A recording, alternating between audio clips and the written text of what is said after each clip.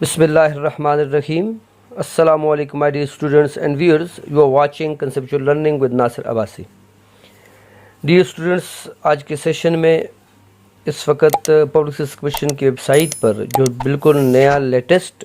Formula marks distribution के हवाले से, मार्क्स सिस्टम के हवाले से अपलोड किया गया है, उस पर मैं आज बात करूँगा।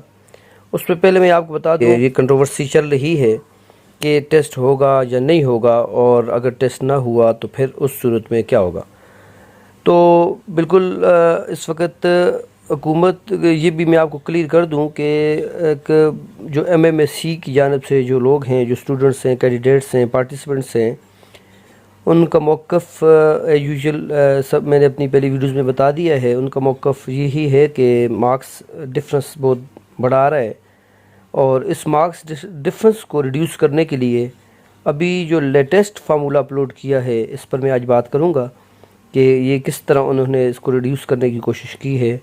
और उसमें एक बात बिल्कुल वाज़ेह मैं बता दूं, जो मतलब जो लोग प्रोटेस्ट कर रहे हैं उनको शायद ये बात मालूम नहीं है, और वो हुकूमत ही से रिक्वेस्ट कर रहे हैं कि कब पब्लिक सर्विस कमीशन जो है उसका ये इक़दाम नाइंसाफ़ी पे मबनी है। जबकि पब्लिक सर्विस कमीशन के जो रिलायबल सोर्सेज हैं, जो अथेंटिक लोग हैं, जब मेरी उनसे बात हुई है तो उन्होंने बिल्कुल वाज़ेह कहा है कि असल में ये हम जो कर रहे हैं, जो टेस्ट नहीं ले रहे या टेस्ट न लेने का इरादा किया है, इसके फेवर में हम खुद नहीं हैं, लेकिन हुकूमत की तरफ से ये कहा गया कि आपने इन 1900 रिक्रूटमेंट्स को जल्द अज जल्द करना है। अगर आप जल्द अज जल्द नहीं करेंगे तो हम क्या करेंगे, एडहाक पर लोगों को मतलब विदाउट एनी टेस्ट जो एडाक होता है, टेम्परेरी बेसिस पर लोगों को हम हायर कर देंगे। और अगर एडहाक पर ये लोग लाते हैं तो ये यहाँ हुकूमत का या उन लोगों का जो एडहाक पे इनको लाएंगे, ये होगा कि वो अपने मन चाहे लोगों को ले आएंगे,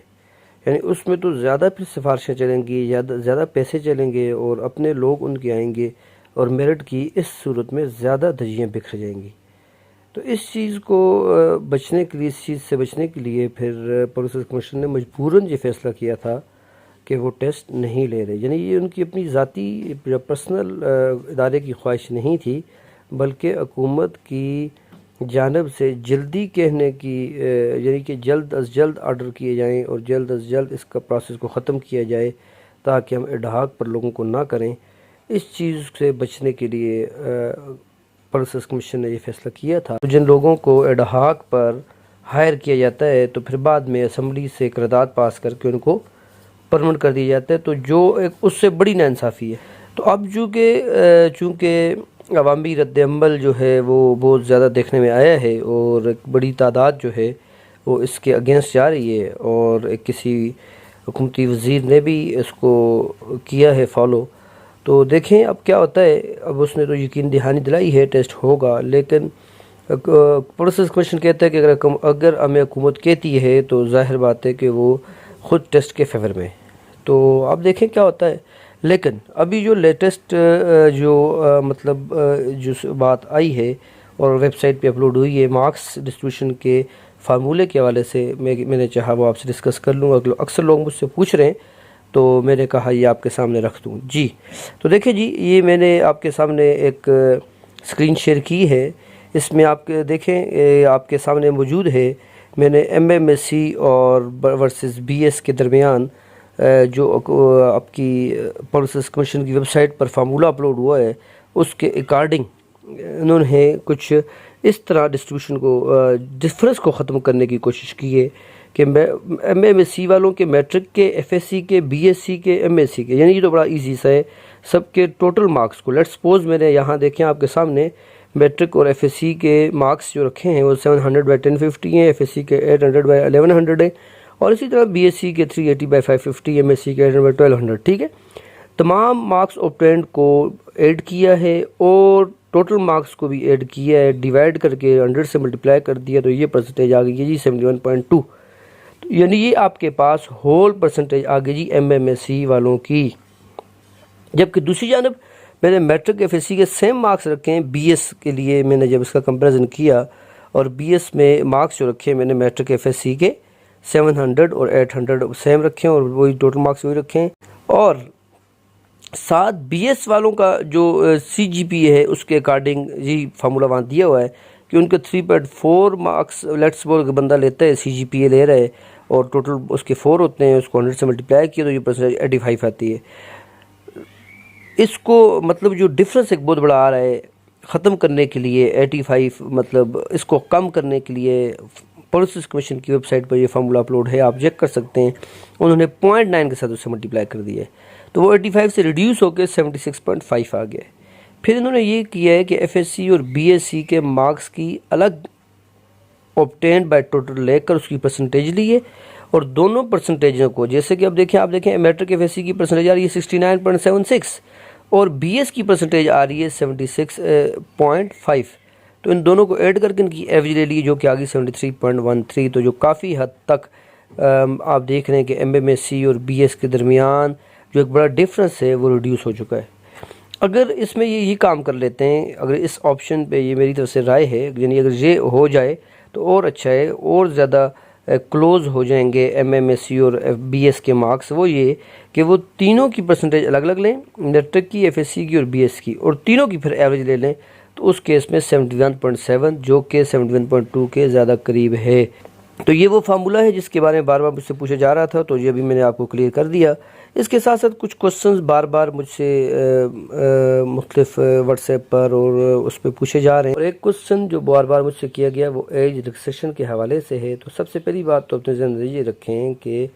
ایج ریلیکسیشن لینا، ایج میں ریلیکسیشن لینا، یہ آپ کا سب سے لاسٹ اسٹیپ ہے۔ اگر اللہ کرتا ہے آپ کا انٹرویو کلیئر ہو جاتا ہے، ٹیسٹ بھی ہوتا ہے اور انٹرویو بھی ہوتا ہے، اور وہ انٹرویو کلیئر ہو جاتا ہے تو اس کے بعد آپ ایج ریلیکسیشن لیں گے۔ اس میں اگر جیسا کہ ایڈورٹائزمنٹ کے اکارڈنگ ایج لمٹ 30 ایئرز ہے تو 5 ایئرز اپ ٹو 35 مین 35 سال تک تو آپ کو ایج ریلیکسیشن لینے کی کوئی ضرورت نہیں ہے، وہ جنرل ایج ریلیکسیشن آپ کو مل جائے گی، وہ اس کے لیے کوئی اپلیکیشن کوئی پروسیس نہیں ہے۔ لیکن کوئی بندہ اگر 35 ایئرز سے بھی ایبو ہے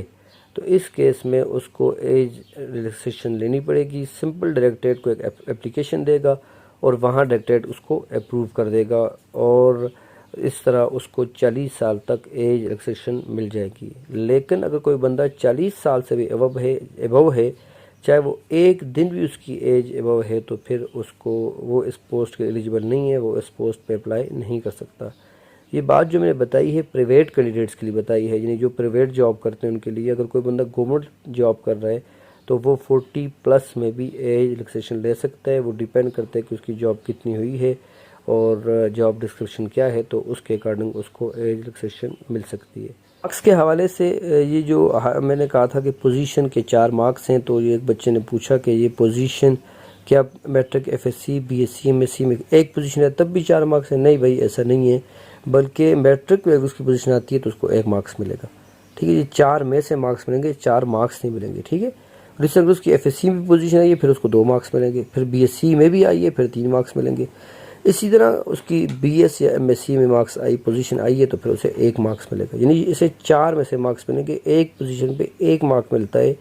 ٹھیک ہے جی۔ اور اگر 3 پوزیشنیں لیتے ہیں تو 3 مارکس ملیں گے، 2 لیتے ہیں تو 2 مارکس ملیں گے، یعنی اس میں ایک پوزیشن پہ 4 مارکس نہیں ملتے۔ اس کو بھی اپنے ذہن میں رکھ لیں، یہ اکثر کوسچن سامنے آئے تو اس کو میں نے آپ کو آنسر کر دیا ہے۔ ایکویلنسی کے حوالے سے کافی کوسچن آئے ہیں، تو وہ چارٹ جو ہے آپ کو پتہ ہے کہ ویب سائٹ پہ گیون ہے، یہاں بھی میں آپ کو اسکرین شاٹ پہ شو کر لیتا ہوں، یہاں سے آپ دیکھ لیں۔ ایکویلنسی کے حوالے سے سارے آپ کو چارٹ دیا ہوا ہے، لیکن کوئی آپ کا ایسا سبجیکٹ ہے جو اس میں پھر بھی نہیں ہے اور آپ سمجھتے ہیں کہ میں اس پوسٹ کے لیے ایلیجیبل ہوں، تو اس کیس میں آپ کو اپنے ڈپارٹمنٹ سے ایچ ای سی سے اپروول لینا پڑے گا، ایکویلنسی لینی پڑے گی۔ اگر آپ کو ایچ ای سی آپ کے ریلیونٹ سبجیکٹ کے لیے ایکویلنسی دیتی ہے تو پھر کمیشن کو اس پہ آپ پہ کوئی اعتراض نہیں، صرف آپ نے وہ اپلیکیشن اور وہ اپروول جو ہے جو آپ کو ایچ ای سی دے گا وہ آپ نے ساتھ اٹیچ کرنی ہوگی۔ نیکسٹ ویڈیو کے اندر جو بھی نئی اپڈیٹ ہوئی، اگر ٹیسٹ ہوا اور ٹیسٹ کے حوالے سے جو بھی آپ کو انشاءاللہ ڈیٹا آپ کو دینا ہوا، پاسٹ پیپرز انشاءاللہ اور ان سب کی ڈسکشن اور اس کا پیٹرن وہ انشاءاللہ سب ڈسکس کیا جائے گا۔ اگر ٹیسٹ کے حوالے سے کوئی فیصلہ ہو جاتا ہے تو تھینک یو ویری مچ۔